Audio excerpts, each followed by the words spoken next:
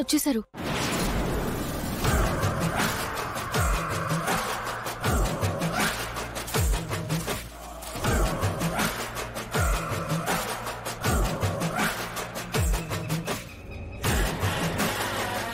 నమస్కారం సార్. నమస్కారం. తప్పుగా అనుకోకండి పెద్దయ్య. అమ్మగారి గన్ను గురించి తెలిసింది మన ఇంట్లో ఉన్న వాళ్ళకి మాత్రమే. అందులోనూ అమ్మగారిని ఇరికించాలనే ప్రయత్నాలు గతంలో చేసింది వీళ్లే కాబట్టి ఈ నిర్ణయం తీసుకున్నాం.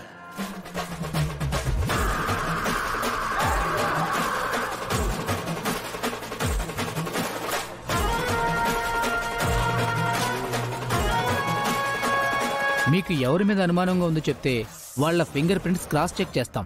ఇదిగోండి సార్, వీళ్లే ఆ అనుమానితులు. పోండత్తా.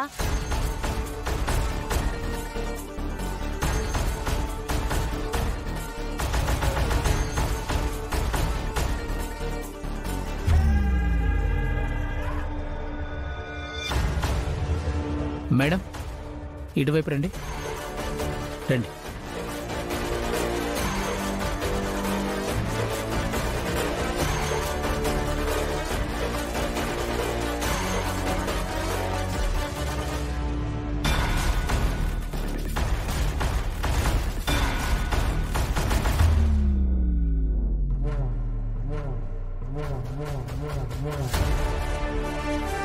వీళ్లే ఆ మర్డర్ చేసుంటారా?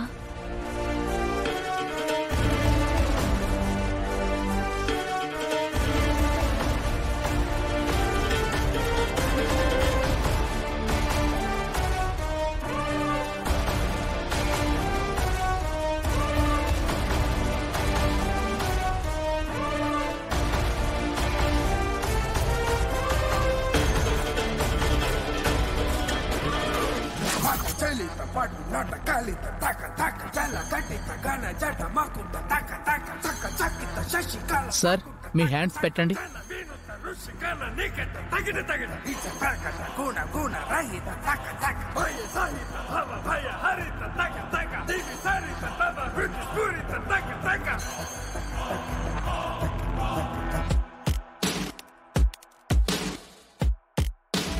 దేవా శంభో హర మహదేవ భస్మాంగ రాగ భూతాదిక గణనాథ కాలాత్మ రూప కాలాంతక భయ రూప భూతాత్మ.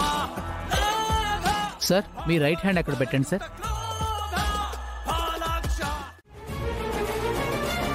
కానీ ఆ రోజు నీ మనసుకి నేను తప్పు చేయలేదు అని ఎందుకు అనిపించలేదు?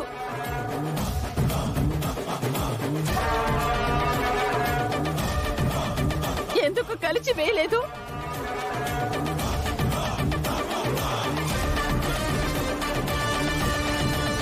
నాకు శిక్ష పడి 25 ఏళ్లు దాటినా నాకు ధైర్యం చెప్పడానికి ఎందుకు వెతుక్కుంటూ రాలేదు?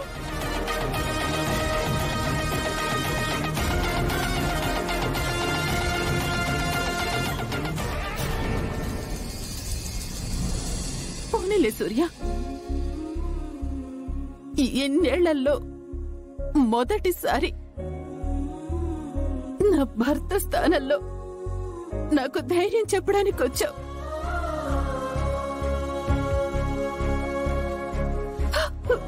నన్ను కలవడానికి వచ్చావు.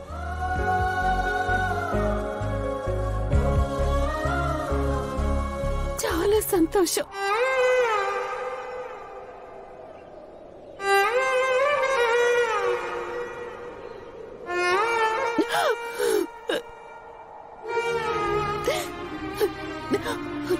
కానీ ఆ రోజు నువ్వు ఇలాగే ఆలోచించుంటే ఈ 25 ఏళ్ళు మరోలా ఉండేవి సూర్య.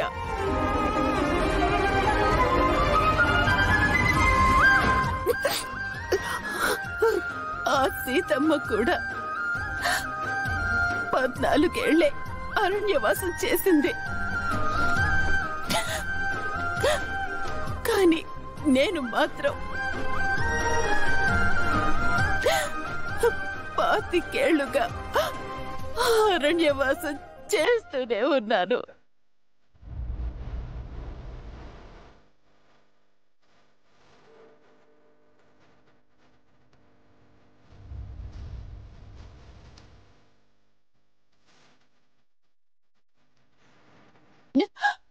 నేను ఏ తప్పు చేసుండనని నీ మనసుకి ఒక్కసారి కూడా అనిపించలేదా సూర్య?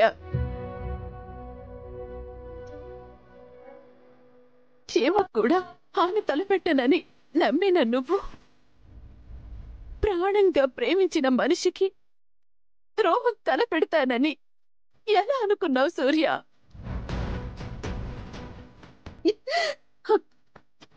నేను సీతాదేవిలా నా పాతివృత్యం నిరూపించుకోవడానికి అగ్ని ప్రవేశం చేయలేకపోవచ్చు,